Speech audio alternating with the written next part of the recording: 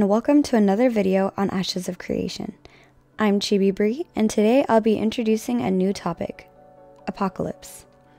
Before you begin worrying, I'll explain.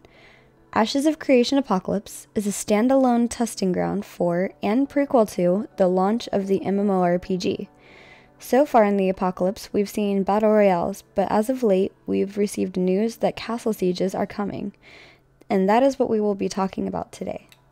Before I jump in completely, let me just say that there will be changes as we are only testing this feature.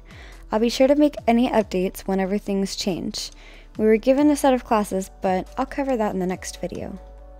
Ashes of Creation Apocalypse Castle Sieges are a testing mode that aims to test castle siege mechanics. That being said, these take place in and around large destructible castles.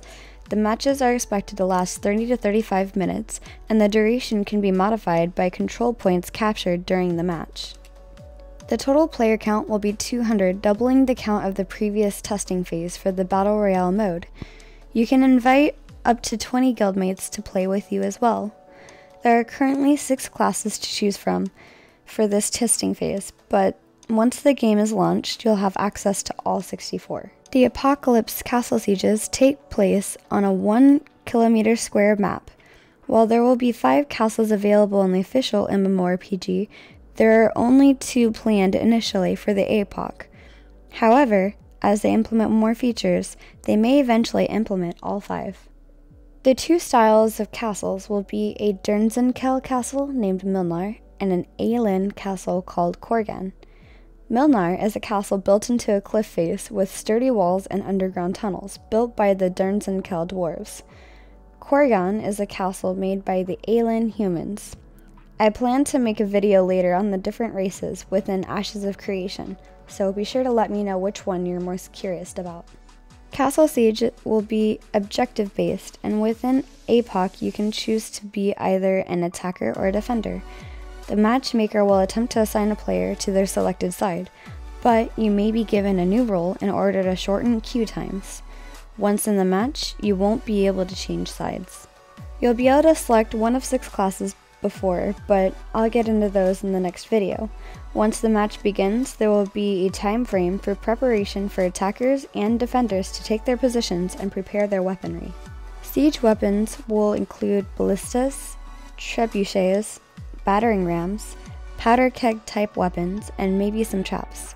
The trebuchets and battering rams are for the attacking side, and defenders will get to use ballistas and traps.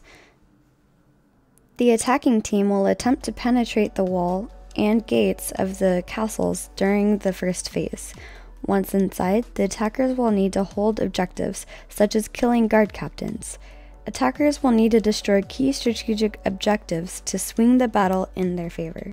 The defending team will attempt to hold out as long as possible, but they can also rush the field to the enemy encampment or headquarters in an attempt to damage their ability to siege.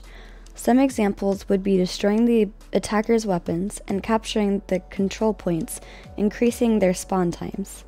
Defenders must also protect key strategic objectives to maintain an advantage. Holding capture points increases or decreases the duration of the map, change the opposing side's respawn times, and give buffs to the people that hold them. Players will have infinite lives in Castle Siege mode, and upon death, players will join a respawn queue shared with their teammates. Players can also respawn on capture points that their team holds.